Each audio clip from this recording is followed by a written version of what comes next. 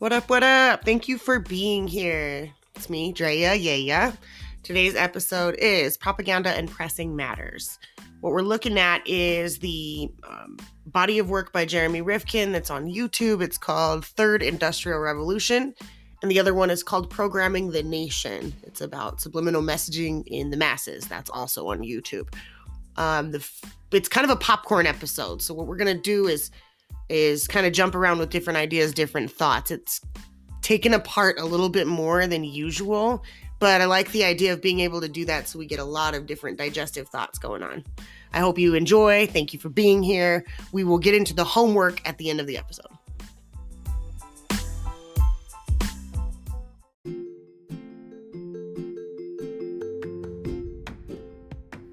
What Jeremy Rifkin is discussing in this body of work, the Third Industrial Revolution, is this convergence into a new system where what we're trying to get to is the fourth, but the third has to take place in order to transition us from the second to the fourth.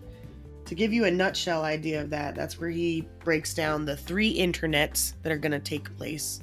So currently there's the communication internet, which is what we use predominantly for all kinds of affairs.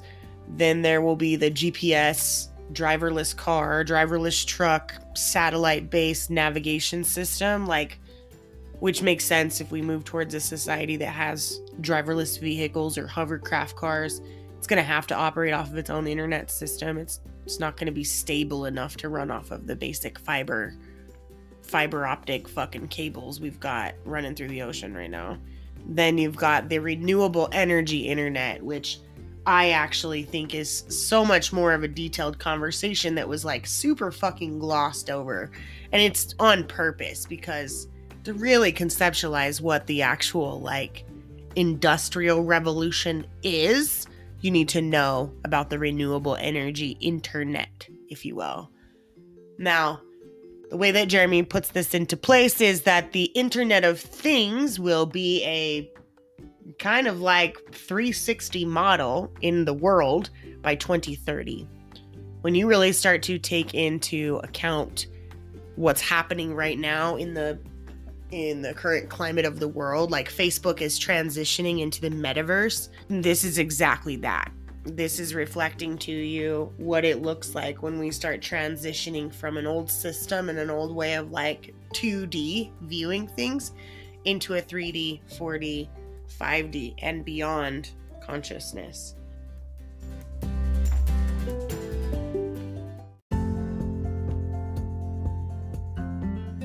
"3D consciousness is me." This is probably one of the easier ways to look at it. 3D consciousness is me staring at my computer as it is in air quotes tangible real life. When you start getting into meta, which is that it actually goes beyond 3D as it pertains to technology, and you get into what would be considered 4G, 5G technology, that's where you have things like VR reality. So I'm in my VR reality staring at my computer and my workstation that I've got created in my VR reality. And I'm interfacing into that, logging in and interfacing. These are important things to grasp the concept of as we move into what the new tech-based society lends and offers us. I think the other big component to pay attention to and take away from that was really glossed over in this documentary has to do with data, privacy, security, writing the rules. There are levels at which moving from the third industrial revolution to the fourth industrial revolution, in the third, we as individuals have a lot of kind of participation. Each individual has to put their own energy forth and make their voice heard and their stance known and throw their ideas in the gauntlet about regulation, about privacy, security, about how to keep one's data with oneself. This is the one security measure that most people are if they're aware of what's going on and they have any security issues, this is one of the main ones, is who monitors and maintains my data? If I'm not doing it, the person who's monitoring it, what are they doing with it? How much control do they have over it? What's the likelihood they're going to cut me off from mine? So this is where, in this transitional stage, is where we either write the tale the same way that we always write it, which to me is we always like over abuse technology more than necessary. Instead of using it in order to evolve as a species, in order to jump timelines, we always use it as an opportunity to self-sabotage. And I hope we're changing that. Trying to be the change that changes that, that we're not writing into existence that we have to self-sabotage. This is the moment in time where those decisions get to be made in the hearts of people as they're watching this unfold in their collective reality, bit by bit, slowly.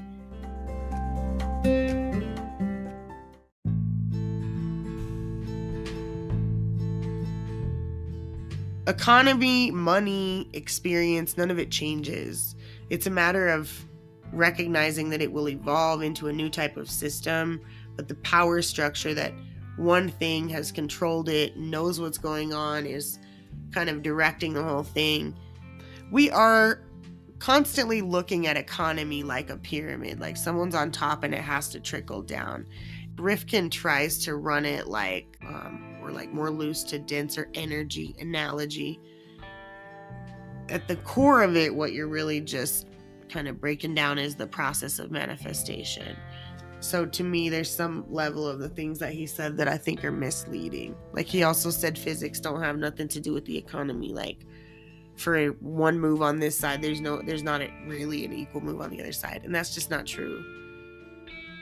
You can't remove old laws and replace them with new laws. You have to acknowledge that the old laws created and paved the way for the evolution of the new laws. Without the old laws, the new laws don't exist. That's a constant fluctuation in becoming self-aware.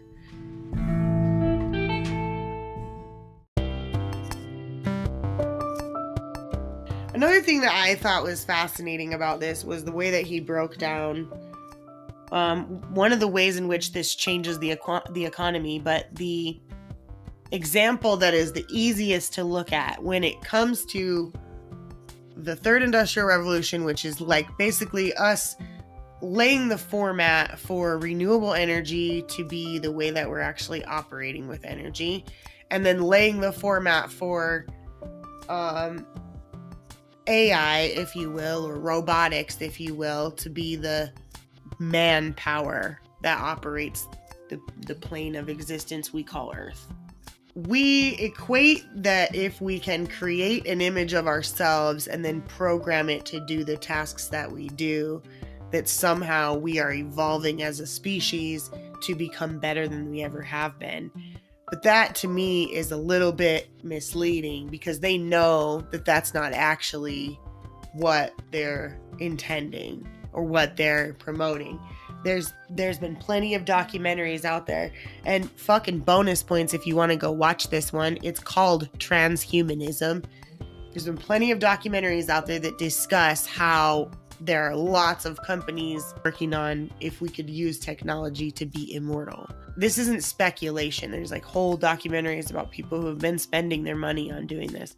I watched this documentary ages ago. I don't even know if I could find it again because it was pretty jarring. It was this old man trying to get you excited about like, yeah, we're going to be able to like do all sorts of cool like splicing, editing, changing things, which is fine. You know, like if you ask me, it's just, I don't really necessarily like to approve of body modification because I think that self-acceptance is huge. And body modification just allows for more body modification. It just turns into a fucking addiction. But who the fuck am I? You know, like, this ain't my life. This is your life. If you want to modify your shit and someone says, hey, I'll go to school and learn how to modify your body, then awesome. Like, who am I, you know?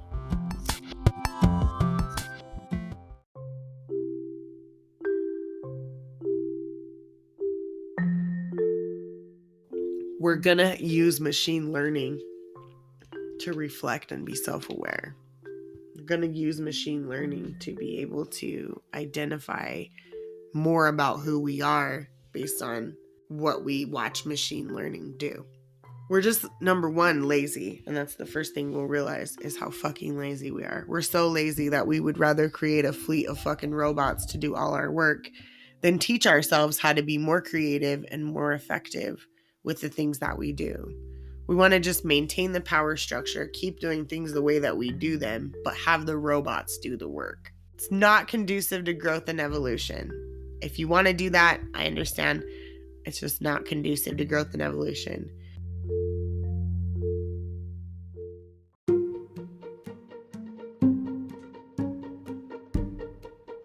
I think at the core of reality, that's another thing to keep in mind, is that we get to be in this space of observation. We get to be in this space of objective awareness.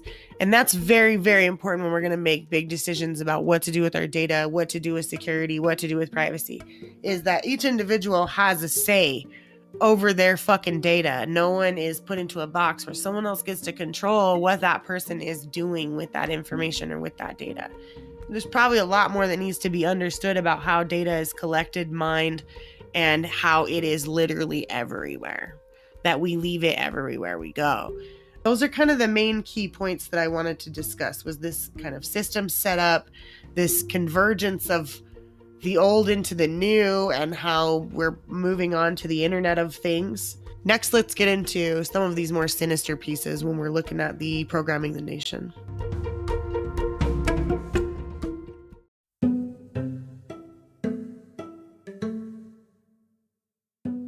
All right, we're going to now discuss Programming the Nation, the documentary on YouTube. I'm not actually even sure when this documentary was made.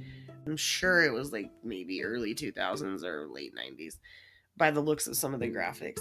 Or it's just chopped together and it's newer, but it's just a chopped together piece, which I think is neat. Some of these like sampley setups are good.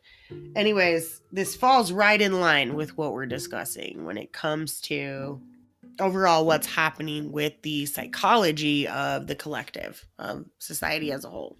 Now, there's a handful of kind of key takeaway points that I want to make. The first one is where they discussed, if you bombard a person's mind with fear, people can't broaden their thoughts. So when you're in a fear-based module and everything around you is pushing fear, pushing worry, pushing fear, pushing worry, you cannot broaden your thoughts to think clearer. This documentary is clearly about subliminal messaging, programming in the mass media. That's what the idea of this is discussing. Much of the documentary goes over these different layers. I liked how there was like different sides of it. They played both sides of this in this documentary. That to me is an important piece of a body of work, is if they can give you both sides and both perspectives. There's lots of angles at this where they gave you people who were just critical and were like, that never happened. We didn't do this. And some people are a little more believable than others. But I think ultimately it's a nice body of work when you know you're going to get different perspectives and why people stand so firmly on the side that they stand on.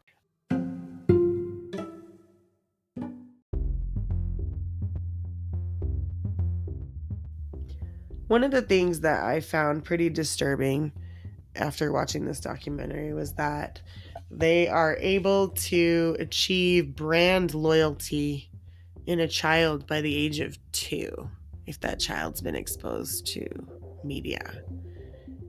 They're able to utilize program jingles and shit like that to start as early as 9 months to start capturing these memory cells inside the brains of children.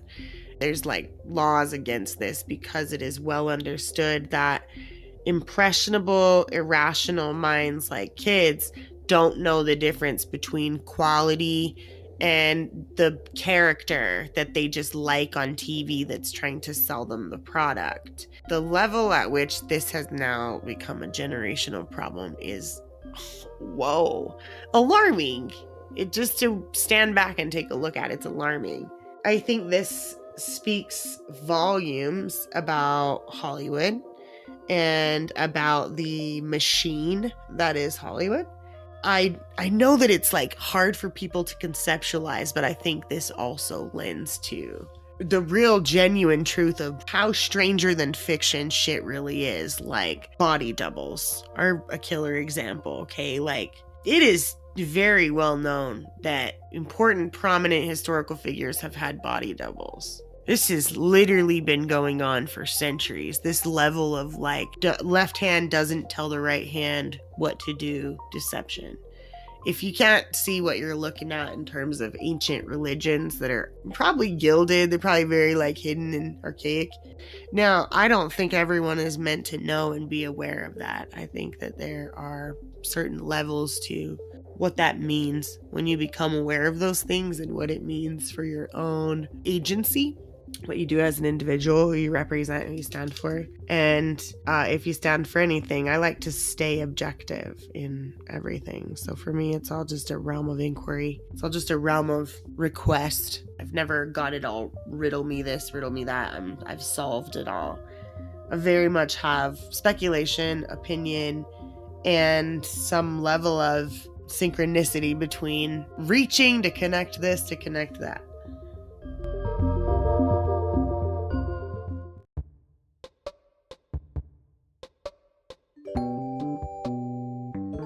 Someone can literally walk around and experience the world in a completely different color version of reality than you.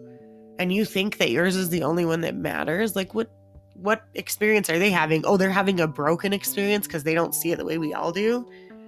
I beg to differ. I'm just saying, I remember having this argument with my colorblind little brother who thinks I'm just dismissive and fucking disassociated. And I was like, don't you think that's cool that you have a reality that's different, like in your own unique, you're viewing, and he was like, he looked at it like an ailment. He argued with me like it was a fucking ailment. And I was like, I think the rest of us could be broken and you might be special in that space. I guess that's the idea, is we beat that like you're broken if you're not like the rest of us into everybody. So sometimes my ideas are going to come off a little bit out there.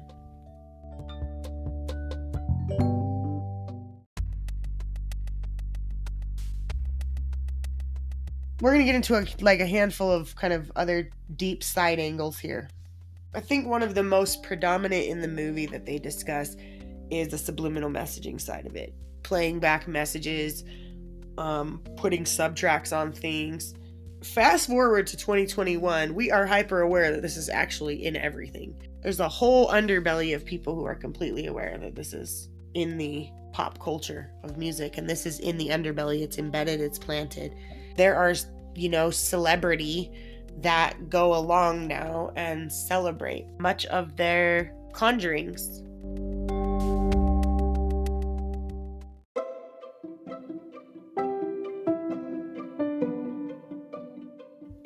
Programming the Nation, I think, really lent to being more conscientious, more aware of what's happening on a marketing scale, not only to yourself, but to your kids, especially through music, especially through social media, especially through all these other means. If reality is a fractal, much of what you do with your time, much of what you do with your words and your energy is what you're going to start seeing come back around and stand in its frame with you and pour itself all over you. For real. So that's a wrap. Let's get into how these two correlate together.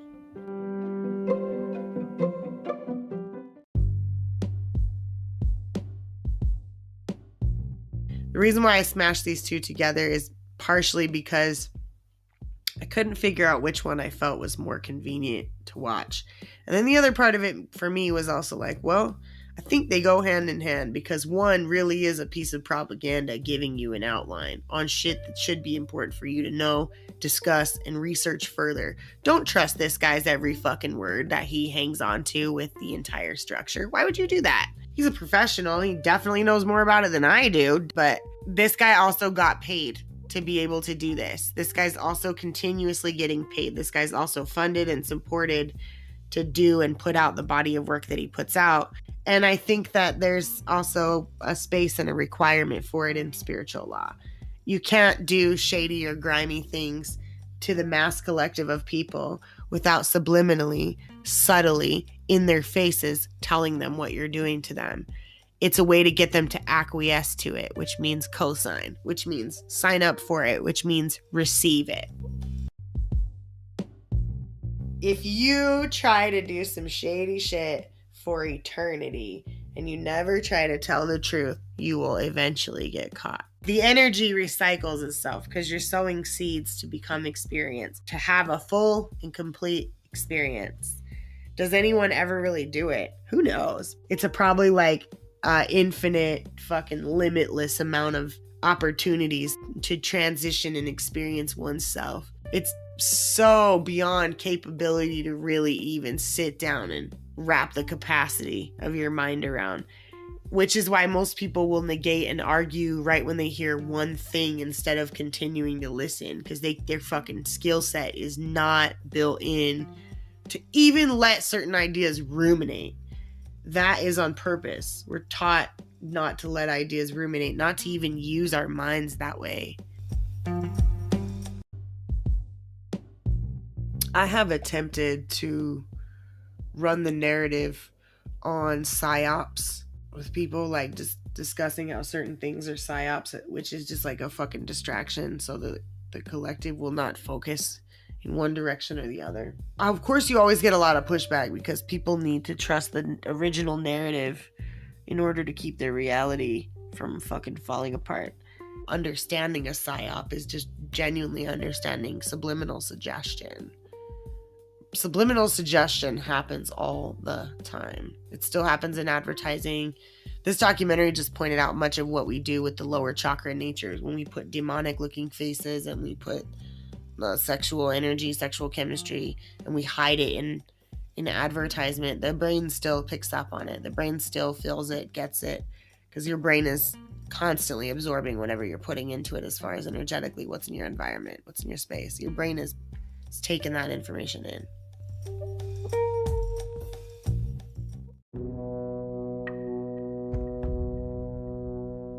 On one hand, we're holding Programming the Nation. On the other hand, we're holding the Third Industrial Revolution. When you evaluate these two pieces, one of them is going all in about propaganda, how government propaganda works, how media propaganda works, how the brain receives it, what kind of subconscious things are happening, different levels at which you can be aware, maybe aren't aware, but once you become aware, you can be more aware. I was like a trifecta there, how I put that. The other one is a body of work by this one particular gentleman, also very, very, very much couples with the fact that it feels very propaganda based. This documentary by Jeremy Rifkin does not feel like this super authentic piece of indie work. Nope. This definitely was a good opportunity for smart people who are looking to get a good outline on what comes next. And they can actually start lining themselves up with good positions and good, air quotes, careers, things where they can build themselves into being an asset and a functional piece of the next evolution of our process.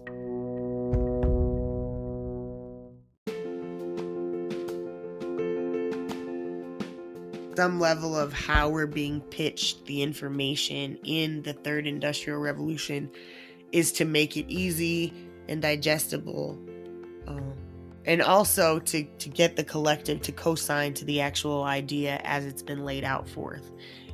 It sounds very Venus Project-y to me, and I think that groupthink is dangerous. I think it's important for us to maintain individuality, and that's a tricky thing when you have a large population, which is why it gets interesting watching how this all unfolds, because there is a level of independent thinker that recognizes that groupthink is going to section off and do groupthink stuff. If you're caught flat-footed when that transition takes place, or when your exodus needs to occur, because you might have to split off from groupthink, you're not going to like that. If you're caught flat-footed in that situation, it's a wrap. You're not going to like that. So I encourage you right now, as you listen to this, as this flows across in your fucking pathways, to think very clearly and strategize very clearly about whether or not you're cool with groupthink, you're moving into tech city-based world reality, or whether or not you do have some sort of other alternatives you'd like to experience. Because you're not going to avoid tech. Tech is going the way it's going. It's part of life. But you're going to be able to operate from a space of a little more gray area. It's a little bit more challenged, requires a lot more ethics. It actually takes a lot more mental productivity to be able to accomplish this, because you're keeping up with something that might feel archaic, but is as tried and fucking true as the printing press. Some part of us has to maintain organic printing press like qualities, while the digitized age still moves forward.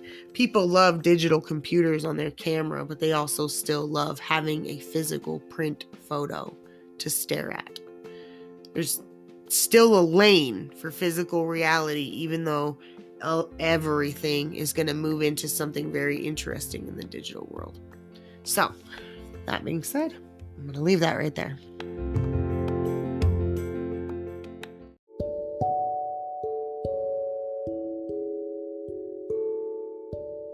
All right. So in each of these episodes, I've done a composite where I break down the previous episodes before it and how they all correlate.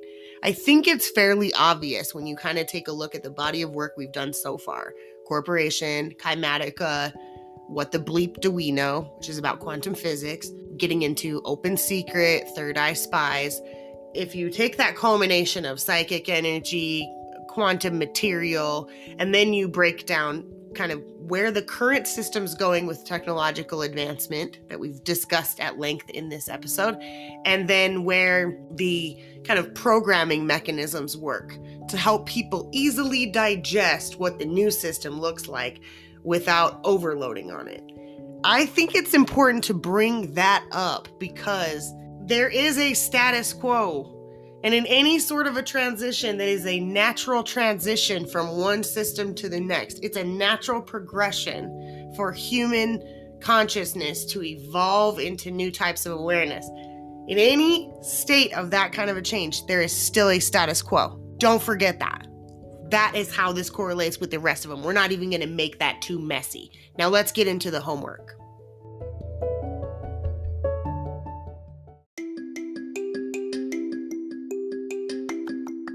I put the link to the homework in the actual description of this particular podcast. It is a channel on YouTube that I found really, really recently. This young dude is really, really cool, man, and he breaks everything down in such a neat, digestible format. The way that he has compiled information and like said, look, I've got imagery, I've got process, I'm going to show you how I got to these realities. It's really, really deep, really thorough, and it really was like icing on the cake to come across this video. The whole channel itself, but this particular video that I found felt like it fit the exact piece I was looking for to correlate what true exiting the matrix really means when it comes to this. So the account on YouTube that you can search is called Red Pill, one word, Rabbit Hole, one word, as if that's the first and last name of the account. Red Pill Rabbit Hole. This account is just, it's beyond. It's really, really amazing. But the video that I want to discuss is titled My Journey from Flat Earth to Concave/Hollow Earth to No Earth. LOL. And in parentheses it says mental universe. Quantum mental universe. I can't tell you enough how cool this video is. It's 2 hours long. It's going to take you a second. Please get a pen and a piece of paper because there's going to be a lot of things that you want to write down, as I say with all of these. And I look forward to chopping this up with you next week because I'm probably going to watch it like 5 more times in between now and then. So I'll see you back here next week. Thank you so much for listening to this episode. I hope your brain is still intact, and we will talk to you soon. Peace.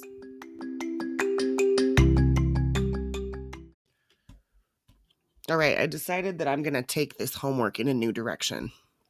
Number one, because I figured out that one of the movies that I wanted to like talk about in the very, very, very beginning of this is actually on YouTube for free. And I wanted to take the series finale and make it a lot less serious. I was like looking a little bit more towards, okay, look, you're exiting the Matrix. So it's going to make more sense when we get into the next episode, but I wanted to chop it up on a funny movie.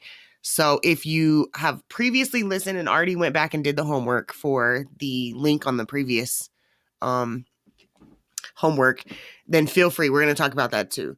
But I'm also going to now switch this up and say next week's homework is Idiocracy.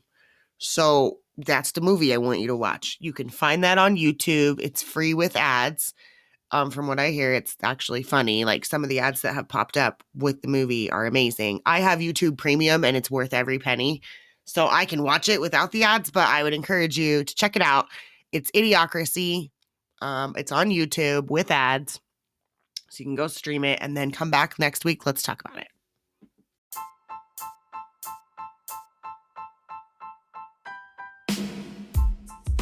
All right. So in each of these episodes, I've done a composite where I break down the previous episodes before it and how they all correlate. I think it's fairly obvious when you kind of take a look at the body of work we've done so far. Corporation, Kymatica, What the Bleep Do We Know, which is about quantum physics, getting into Open Secret, Third Eye Spies. If you take that culmination of psychic energy, quantum material, and then you break down kind of where the current system's going with technological advancement that we've discussed at length in this episode, and then where the kind of programming mechanisms work to help people easily digest what the new system looks like without overloading on it. I think it's important to bring that up because there is a status quo. And in any sort of a transition that is a natural transition from one system to the next, it's a natural progression for human consciousness to evolve into new types of awareness. In any state of that kind of a change, there is still a status quo. Don't forget that. That is how this correlates with the rest of them. We're not even going to make that too messy. Now let's get into the homework.